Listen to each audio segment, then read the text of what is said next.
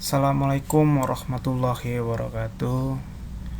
Selamat datang di mata kuliah kita, yaitu mata kuliah Outbound Kids. Saya dosen pengampu, yaitu Andes Permadi MPD, akan menjelaskan sedikit tentang Outbound Kids, yang mana minggu kemarin sudah saya berikan tugas ke kalian untuk mencari apa pengertian dari Outbound Kids itu sendiri. Ya. Untuk Outbound Kids, pasti kita akan ada pertanyaan yang mendasar tentang Outbound Kids itu sendiri. Yaitu apa yang dimaksud dengan outbound? Yaitu pertanyaan pertama, pertanyaan dasar, karena tidak semua kita tahu bahwa outbound itu adalah apa, dalam bentuk apa, seperti itu kita pasti belum tahu. Nah, kemudian pertanyaan kedua, yaitu siapa yang dimaksud kids, karena kan tidak semua orang itu termasuk ke dalam golongan kids, ya.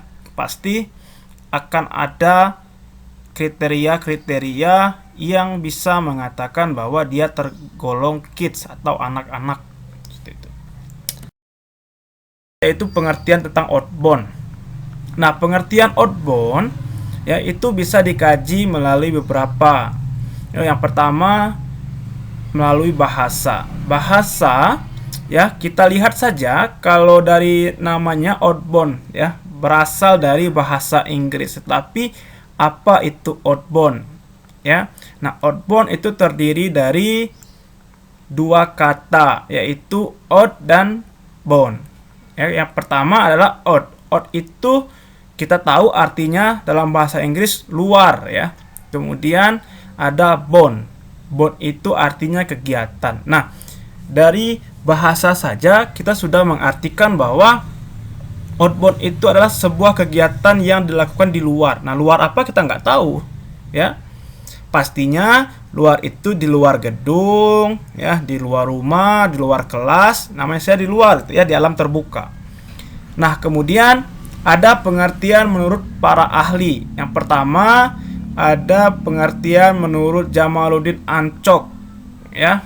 Dia mengatakan bahwa outbound adalah kegiatan di alam terbuka, ya. Outbound juga dapat memacu semangat belajar. Nah, kenapa dikatakan bahwa outbound itu bisa memacu semangat belajar? Karena dalam outbound nantinya akan ada permainan-permainan. Ya, akan ada permainan-permainan dan akan ada kegiatan-kegiatan yang menyenangkan di situ. Tetapi tujuannya untuk belajar, bukan hanya sekedar bermain saja. Ya. Nah, kemudian ada menurut Badiatul Muklisin, ya, dia mengatakan bahwa outbound adalah kegiatan pelatihan di luar ruangan atau di alam terbuka yang menyenangkan dan penuh tantangan.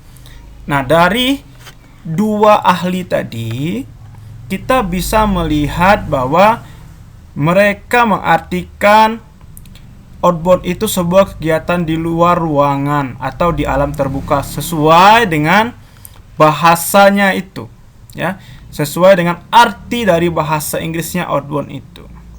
Nah, tapi mereka mengatakan bahwa kegiatan outbound itu adalah untuk memacu semangat dan harus menyenangkan dan juga harus penuh tantangan. Nah, makanya di sekolah, ya, di sekolah-sekolah itu banyak sekali mereka mengadakan outbound bermain, ya, supaya apa? Supaya anak-anaknya mungkin tidak jenuh karena harus belajar di sekolah terus, atau anak-anaknya bisa merefresh, ya, bisa membahagiakan diri mereka dulu, seperti itu, ya. Arti dari outbound, kemudian dari ahli juga sudah tetap. Nah, kemudian selanjutnya yaitu pengertian dari kids, anak-anak. Tadi saya sudah bilang bahwa kids itu anak-anak itu dia dikategorikan umur berapa? Apakah umur dari 0 sampai 10 tahun, sampai 15 tahun? Kan kita tidak tahu, begitu, ya. Oke, baik. Di sini dikatakan bahwa kids itu dia rentang umur 0 sampai 8 tahun. Ya. Jadi ketika 0 sampai 8 tahun mereka masih dikategorikan sebagai anak-anak. Ya, lebih dari itu mereka sudah dikatakan sebagai remaja gitu ya. Bisa dikatakan remaja. Nah, untuk usia 0 sampai 8 tahun ya, mereka kalau sekolah itu mereka sudah PAUD, sudah TK dan baru masuk SD. Ya kan? Nah, terkadang PAUD sama TK pun sering melakukan outbound atau bermain di alam terbuka. Contoh kecilnya apa? Contoh kecilnya saat perpisahan, ya, saat tamasya. Kadang mereka pergi ke kebun binatang, gitu, pergi ke danau-danau, gitu. Nah, jadi bagaimana caranya guru itu bisa membuat anak itu bahagia? Itu yang paling penting, ya. Nah, kemudian kita lihat. Ketika kita sudah mengetahui kriteria dari anak-anak itu usianya berapa, nah kita harus juga mengetahui karakteristik dari anak-anak itu seperti apa. Ya, jadi sebelum kita melakukan outbound atau permainan-permainan itu sendiri, nah tentunya akan ada karakteristik kok bisa dia dikatakan anak-anak tuh bagaimana ya. Secara look mungkin kita tahu ya, secara look. Tapi kita nggak tahu secara karakteristiknya seperti apa. Oke, baik. Yang pertama, anak-anak itu biasanya rasa tahunya itu tinggi. Ya, tinggi sekali. Makanya banyak anak-anak itu dia sering menyentuh, sering melihat, sering bertanya. Karena memang pada dasarnya anak kecil itu rasa ingin tahunya itu tinggi sekali. Makanya kita guru atau guru PAUD harus punya pengetahuan yang lebih, ya. Jangan sampai ketika anak-anaknya bertanya, anak-anaknya bermain, kita nggak tahu apa-apa gitu ya. Nah, kemudian karakteristik kedua yaitu suka berfantasi dan berimajinasi. Nah, ya, anak-anak pada saat usia 0 sampai 8 tahun atau nggak 0 deh. Kita katakan anak usia 3 tahun sampai 8 tahun itu imajinasinya sangat luas sekali. Dia bisa menjadi apa saja yang dia inginkan. Dia bisa jadi superhero, ya, superhero. Dia bisa menjadi pekerja, ya, apapun yang dia inginkan, ya. Karena memang imajinasi dan fantasi mereka itu sangat luas sekali, gitu. Bagaimana? Karena kan konsep belajar dari anak-anak itu kan dia melihat, ya, kemudian dia pahami. Kemudian baru dia lakukan begitu. Makanya dikatakan bahwa anak-anak itu sering meniru. Ya, sering meniru orang tuanya, kakaknya ataupun idolanya. Apapun yang dia lihat dan dia dengar terkadang dia tiru. Begitu. Nah, kemudian karakteristik yang ketiga yaitu pada saat anak-anak, ya, dia dikatakan masa paling potensial. Karena pada masa anak-anak otak mereka itu sangat fresh sekali untuk menerima hal-hal baru, ya, menerima hal-hal baru, sehingga ya potensi mereka untuk menyerap pengetahuan-pengetahuan yang baru itu sangat baik sekali pada usia 0 sampai 8 tahun itu, ya, atau bisa dikatakan golden age-nya mereka dalam proses belajar, karena mereka belum belum memiliki pengetahuan apapun, ya. Contoh kalau di 0 sampai 8 tahun kan dari 0 itu terkadang kita ngajak ngomong aja dia sudah merespon gitu ya. Ya, bagaimana kita mengajari mereka, misalnya mengajari mereka tersenyum, mengajari mereka bergerak, apapun itu mereka bisa mengikutinya gitu. Karena potensi untuk berkembangnya masih sangat tinggi di usia 0 sampai 8 tahun itu. Nah, kemudian selanjutnya itu masih dalam dunia bermain. Nah, karena memang anak usia 0 sampai 8 tahun itu mereka fokusnya bermain saja. Nah, sehingga dengan adanya outbound kids ini, ya ada outbound ini, kita buat anak-anak itu belajar dengan cara bermain. Ya. Belajar dengan cara bermain. Oke, baik.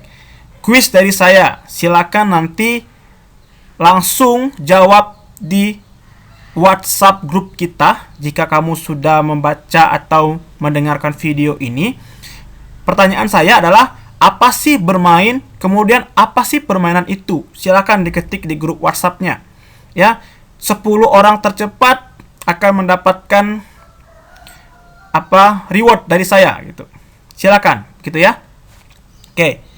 Kemudian karakteristik selanjutnya, jiwa sosial mereka masih tinggi. Nah, anak-anak mereka masih punya peduli gitu.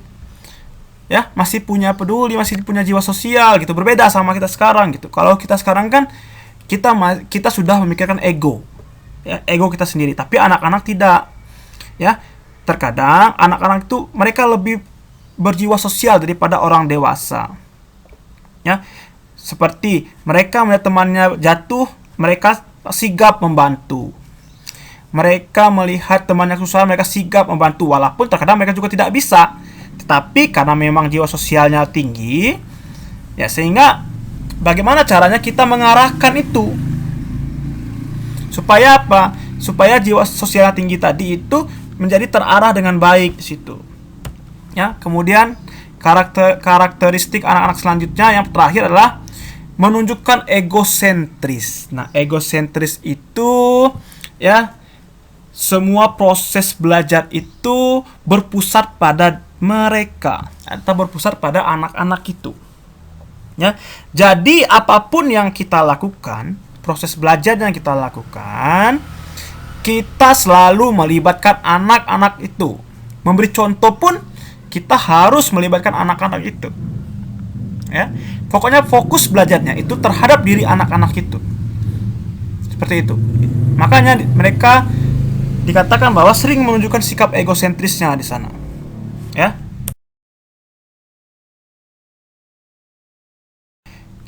Kalau kita sudah tahu tadi apa itu outbound, ya. Kemudian apa itu kids. Jadi bisa kita katakan apa sih outbound kids itu gitu. Ya. Di sini saya sudah mengartikan bahwa outbound kids itu adalah kegiatan belajar yang dilakukan anak-anak di alam terbuka yang bertujuan untuk meningkatkan kemampuan kognitif, afektif, dan psikomotorik melalui permainan-permainan yang menyenangkan. Kenapa dikatakan seperti itu? Kenapa harus meningkatkan kemampuan anak-anak itu? Karena outbound kids yang kita lakukan adalah sebuah proses belajar. Bagaimana melalui permainan yang kita ciptakan, anak-anak itu mampu mengembangkan diri mereka, baik pengetahuannya, sosialnya, ataupun keterampilannya. Jadi jangan sampai permainan yang kita buat itu hanya sekedar permainan kosong saja, tapi tujuannya tidak jelas dan tidak sampai ke anak-anak gitu. Ya. Jadi setiap permainan itu harus ada tujuannya. Misalnya permainan ini ya untuk meningkatkan kognitifnya, permainan B untuk meningkatkan afektifnya. Nah, seperti itu. Jadi setiap permainan dilakukan itu bertujuan. Nah, kenapa harus menyenangkan? Kenapa harus menyenangkan? Karena ya, permainan pada dasarnya adalah tujuannya adalah bergembira dan menyenangkan. Itu tujuannya. Tidak ada permainan yang tidak menyenangkan. Ya, sehingga dengan adanya rasa menyenangkan dan mengembirakan itu menjadi antusias anak-anak itu menjadi tinggi. Ya, antusiasnya menjadi tinggi. Jadi, bagaimana supaya antusias anak itu menjadi tinggi dan mereka ingin ikut kita belajar? Makanya, buatlah permainan yang semenarik mungkin. Ya, semenarik mungkin. Menariknya seperti apa ya? Menariknya misalnya diselipkan permainan-permainan yang menggunakan alat-alat yang menggunakan warna yang cerah. Permainan yang anak-anak itu ingin lakukan karena mereka tertarik melihat alatnya bagus. Melihat teknik bermainnya unik, seperti itu. Ya. Nah, jadi pahami hal-hal yang seperti itu. Jadi setiap permainan itu harus menyenangkan dulu. Setelah menyenangkan baru tujuannya apa? Untuk mengembangkan pengetahuannya, ya, sosialnya dan keterampilannya di situ. Oke, baik. Kita sudah tahu tadi pengertian outbound kids, ya. Kalian juga minggu kemarin sudah mencari sendiri, ya. Saya udah perintahkan untuk mencari sendiri pengertian dari outbound kids itu. Ya, tapi apakah yang kamu cari itu benar atau tidak kita nggak tahu, begitu ya. Nah, itu saya buatkan video ini untuk menjelaskan apa yang kalian cari kemarin. Oke, baik, next. Tujuan dari outbound kids itu sendiri ada beberapa. Ya, yang pertama, meningkatkan rasa percaya diri. Nah, meningkatkan rasa percaya diri itu kan kadang-kadang anak-anak sekarang, apalagi anak milenial sekarang itu, mereka jarang bertemu orang, mereka jarang berinteraksi dengan orang. Jangankan dengan orang, dengan lingkungan sekitar saja mereka tidak berinteraksi. Sehingga cenderung anak-anak itu rasa percaya dirinya itu rendah sekali. Terkadang berbicara sama orang lain tidak berani, tidak pede. Nah, makanya dengan adanya outbound kids ini, harapannya kalian mampu meningkatkan rasa percaya diri anak didik kamu itu.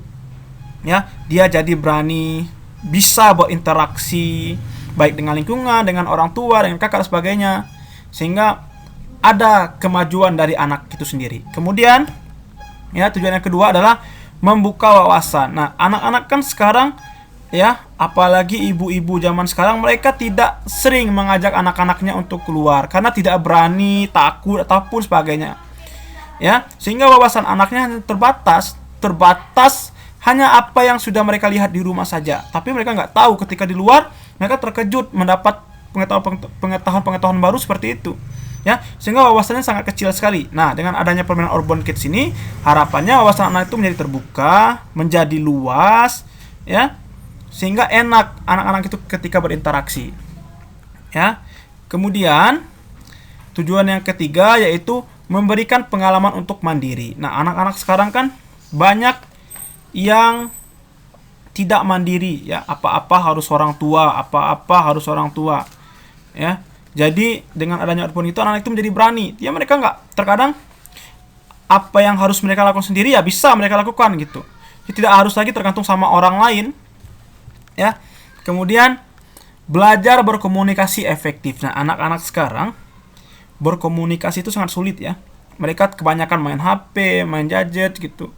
Sehingga berkomunikasi dengan orang lain itu sangat sulit sekali, ya.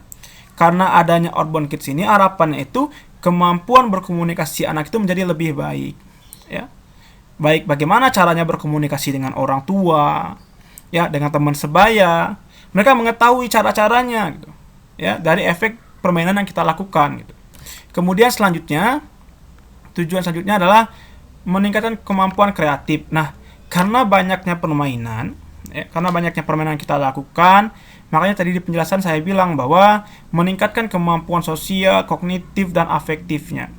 Ya, mereka akhirnya apa? Wawasannya luas, banyak menimbulkan pola pikir yang baru, sehingga mereka menjadi kreatif, menciptakan hal-hal yang baru, menciptakan kegiatan-kegiatan yang baru, karena seringnya kita lakukan kegiatan outbound kids ini. Nah, kemudian yang terakhir, meningkatkan gerak dasar dari anak itu sendiri. Nah, kenapa meningkatkan gerak dasar?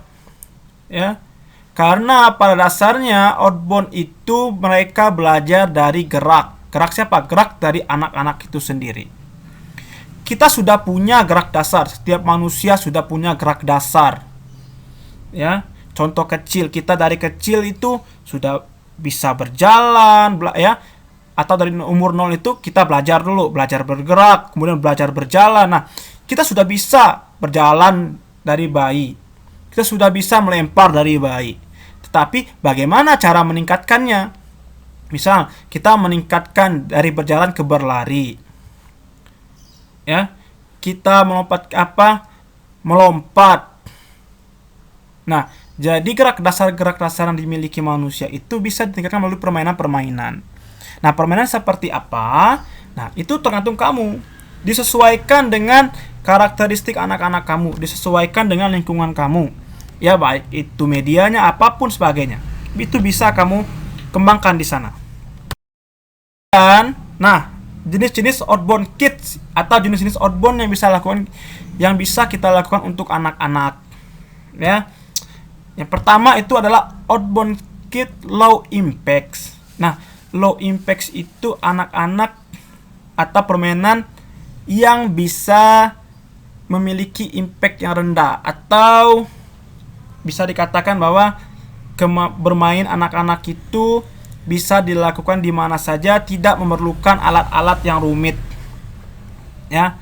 Misalnya apa contoh permainannya? Misalnya ya, ada kereta balon, kaki gajah, halang rintang, estafet bola, ya, kemudian estafet air. Nah, kan permainan contoh 5 permainan ini tidak membutuhkan alat-alat yang rumit. Ya. Jadi bisa dilakukan di mana saja.